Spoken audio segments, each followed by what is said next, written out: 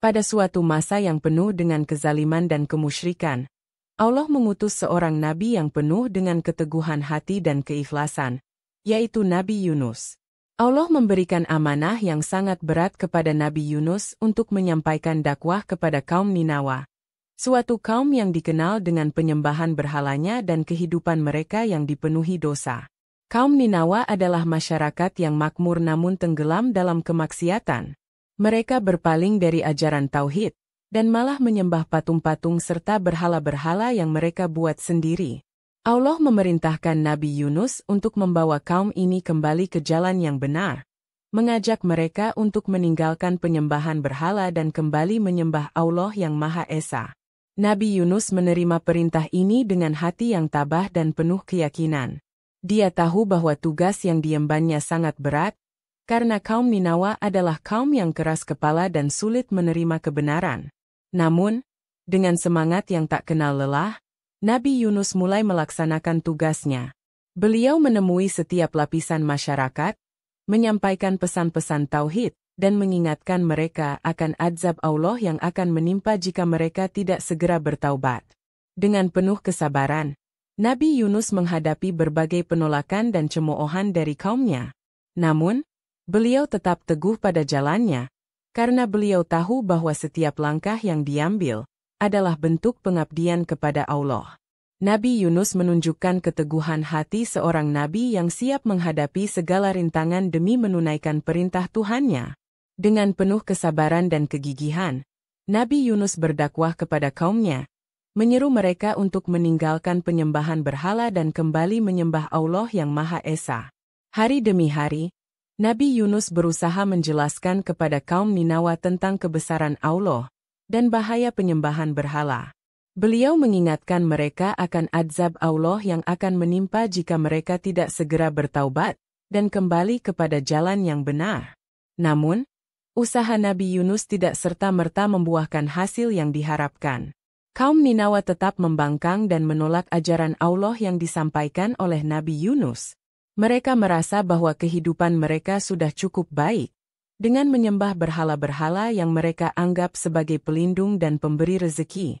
Keinginan Nabi Yunus untuk membawa kaumnya kepada kebenaran hanya mendapatkan perlawanan dan cemoohan.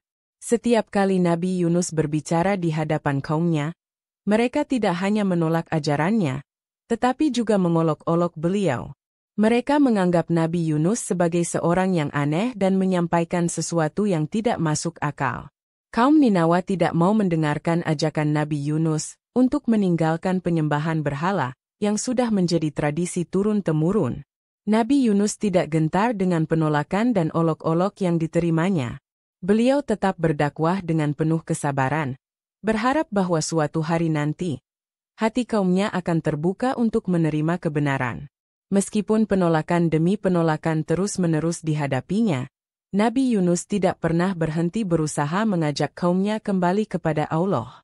Seiring berjalannya waktu, penolakan kaum Ninawa semakin keras dan tajam. Mereka mulai menunjukkan sikap permusuhan yang lebih nyata terhadap Nabi Yunus. Keadaan ini semakin menyulitkan dakwah Nabi Yunus, tetapi beliau tetap bertahan dengan penuh keyakinan bahwa apa yang beliau sampaikan adalah kebenaran dari Allah. Namun, penolakan yang terus-menerus dari kaum Ninawa terhadap dakwah yang disampaikan membuat Nabi Yunus merasa putus asa.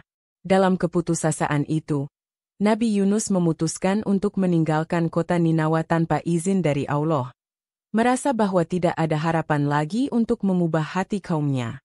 Ketika Nabi Yunus meninggalkan Ninawa, Allah memutuskan untuk memberikan tanda-tanda peringatan kepada kaum Ninawa. Allah menurunkan berbagai tanda-tanda bencana yang mengerikan sebagai hukuman bagi kaum yang membangkang tersebut. Langit menjadi gelap, angin kencang bertiup, dan bumi bergetar hebat. Keadaan ini menimbulkan ketakutan yang luar biasa di antara kaum Ninawa. Melihat tanda-tanda bencana yang menakutkan itu, kaum Ninawa akhirnya menyadari bahwa mereka telah berbuat salah dengan menolak ajaran Allah dan mengolok-olok Nabi Yunus. Mereka merasakan kehadiran azab Allah yang nyata di hadapan mereka. Rasa takut dan penyesalan menyelimuti hati mereka, dan mereka pun mulai merenungkan perbuatan dosa yang telah mereka lakukan. Dalam ketakutan dan penyesalan yang mendalam, kaum Ninawa akhirnya bertaubat kepada Allah dengan sungguh-sungguh. Mereka berkumpul bersama-sama, menangis, berdoa, dan memohon ampun kepada Allah atas segala kesalahan dan dosa yang telah mereka lakukan. Mereka berjanji untuk meninggalkan penyembahan berhala dan kembali menyembah Allah yang Maha Esa. Allah, yang Maha Pengasih dan Penyayang, menerima taubat kaum Ninawa. Tanda-tanda bencana yang mengerikan pun mereda, dan Allah mengampuni dosa-dosa mereka. Kaum Ninawa belajar dari pengalaman tersebut, dan mulai menjalani kehidupan baru yang penuh dengan ketaatan kepada Allah. Setelah meninggalkan Ninawa dengan hati yang penuh kesedihan dan keputusasaan, Nabi Yunus memutuskan untuk menaiki sebuah kapal yang akan menyeberangi lautan luas. Kapal tersebut penuh dengan para penumpang yang berasal dari berbagai kalangan, semua dengan tujuan yang berbeda-beda. Dalam keheningan malam, kapal mulai berlayar meninggalkan pelabuhan, membawa Nabi Yunus yang masih diliputi rasa kecewa terhadap kaumnya yang membangkang. Di tengah perjalanan yang tampaknya damai, angin mulai bertiup kencang, membawa awan gelap yang menggantung di atas kapal. Gelombang laut mulai mengganas, menghantam badan kapal dengan kekuatan yang tak terduga. Para penumpang kapal mulai merasa ketakutan, menyadari bahwa badai dahsyat sedang mengancam keselamatan mereka. Ombak besar menggulung-gulung, mengombang-ambingkan kapal yang seakan-akan tak berdaya menghadapi amukan alam. Di tengah keganasan badai yang mengombang-ambingkan kapal, para penumpang mulai merasa putus asa. Mereka yakin bahwa badai dahsyat ini adalah akibat dari dosa seseorang di dalam kapal yang telah membuat marah Allah. Dengan pikiran yang penuh ketakutan, mereka memutuskan untuk mencari tahu siapa di antara mereka yang menjadi penyebab bencana ini. Para penumpang sepakat untuk melakukan undian, sebuah cara kuno yang mereka percaya bisa mengungkapkan kehendak ilahi. Mereka mengumpulkan semua nama penumpang, termasuk Nabi Yunus, dan menaruhnya di dalam sebuah wadah. Dengan hati yang berdebar, mereka menarik satu nama dari wadah tersebut. Keajaiban pun terjadi. Nama Nabi Yunuslah yang keluar. Meskipun dengan ragu dan takjub, mereka tetap merasa harus mengikuti hasil undian tersebut. Namun, untuk memastikan kebenaran undian itu, mereka mengulanginya beberapa kali. Setiap kali undian dilakukan, nama Nabi Yunus selalu keluar sebagai orang yang harus bertanggung jawab. Para penumpang semakin yakin bahwa ini adalah takdir yang ditetapkan oleh Allah. Nabi Yunus, yang menyadari kesalahannya telah meninggalkan tugasnya tanpa izin Allah, menerima keputusan ini dengan penuh keikhlasan. Dalam hati, beliau pasrah dan berserah diri kepada kehendak Allah. Nabi Yunus tahu bahwa Allah memiliki rencana yang lebih besar, dan bahwa ini adalah bagian dari ujian yang harus dilaluinya. Dengan berat hati, para penumpang kapal memutuskan untuk melemparkan Nabi Yunus ke dalam laut.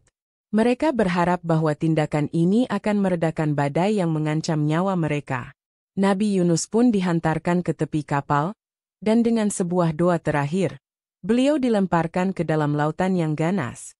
Ketika Nabi Yunus terjatuh ke dalam laut, badai yang dahsyat itu perlahan-lahan mereda. Para penumpang kapal merasa lega dan yakin bahwa tindakan mereka benar-benar telah menghilangkan penyebab murka Allah. Lautan yang tadinya bergelombang besar kini mulai tenang, dan kapal kembali berlayar dengan aman. Nabi Yunus tenggelam ke dalam kedalaman laut yang gelap dan dingin. Namun, dalam keadaan yang tampaknya tanpa harapan itu, beliau tetap percaya pada rahmat Allah. Setelah dilemparkan ke dalam laut yang ganas, tubuh Nabi Yunus terombang-ambing oleh ombak besar yang menggulung. Dalam kegelapan malam, Nabi Yunus berusaha menjaga dirinya tetap di permukaan air. Namun kekuatan ombak semakin besar, dan menariknya semakin dalam ke kedalaman laut. Pada saat yang paling kritis, sebuah mukjizat terjadi. Seekor ikan paus besar yang diutus oleh Allah muncul, dan menelan Nabi Yunus.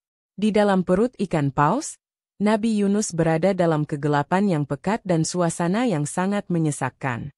Suara gemuruh perut ikan serta aroma yang tidak sedap membuat Nabi Yunus merasakan betapa sempit dan mencekamnya tempat itu. Waktu pun berlalu dengan lambat, dan Nabi Yunus mulai merenungkan kesalahannya. Beliau menyadari bahwa meninggalkan Ninawa tanpa izin dari Allah adalah suatu kesalahan besar. Selama 3 hari 3 malam, Nabi Yunus berada dalam perut ikan paus. Dalam kegelapan tersebut, beliau merasa terasing dan sangat bersalah. Perasaan penyesalan yang mendalam menyelimuti hatinya, dan beliau merasa betapa lemahnya sebagai hamba di hadapan kebesaran Allah. Dalam suasana yang penuh kepasrahan itu, Nabi Yunus memanjatkan doa yang terkenal. La ilaha illa anta, subhanaka inni kuntu minas salimin. Tidak ada Tuhan selain Engkau. Maha suci Engkau. Sesungguhnya aku termasuk orang-orang yang zalim. Doa ini diucapkan dengan penuh kesungguhan dan kerendahan hati. Nabi Yunus berharap agar Allah mengampuni kesalahannya dan menyelamatkannya dari kegelapan perut ikan paus. Doa tersebut merupakan bentuk pengakuan atas kelemahan diri sebagai manusia dan penyerahan diri sepenuhnya kepada kehendak Allah. Dalam kesunyian perut ikan, Nabi Yunus terus berdoa dan memohon ampunan dari Allah. Allah yang Maha Mendengar dan Maha Penyayang mendengarkan doa Nabi Yunus. Allah menerima taubatnya dan memerintahkan ikan paus untuk memuntahkan Nabi Yunus ke daratan.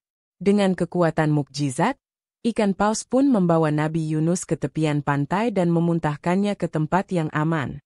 Nabi Yunus diselamatkan oleh rahmat Allah dan terlepas dari kegelapan perut ikan.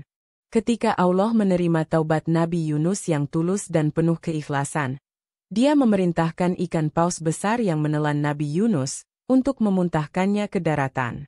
Ikan paus, patuh terhadap perintah Allah, dengan lembut membawa Nabi Yunus ke permukaan laut dan memuntahkannya di pantai yang sunyi dan terpencil. Di sanalah Nabi Yunus diselamatkan dari kegelapan perut ikan dan kembali merasakan cahaya matahari yang hangat.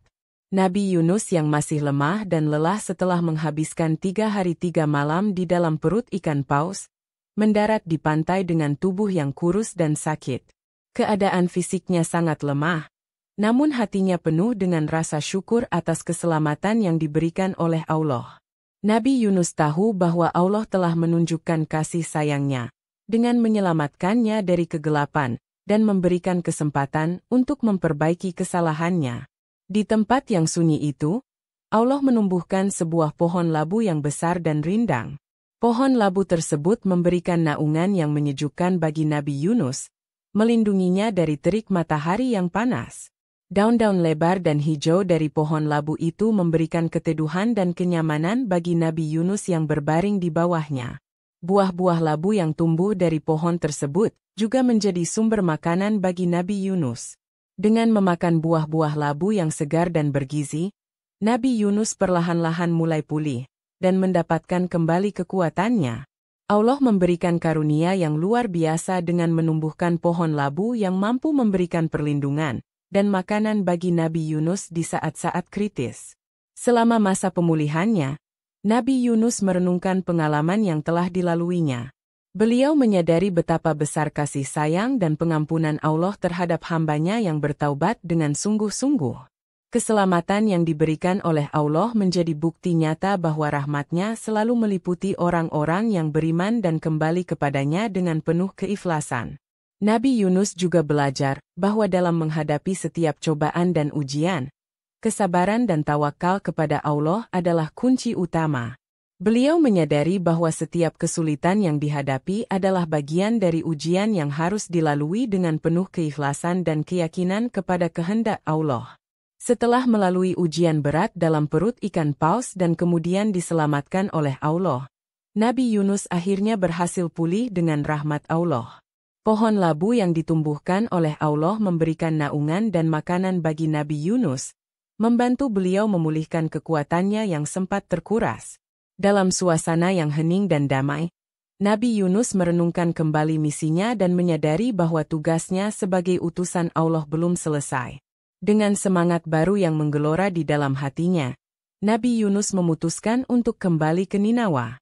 Beliau merasa bahwa Allah telah memberikan kesempatan kedua baginya untuk menjalankan amanah dengan lebih baik.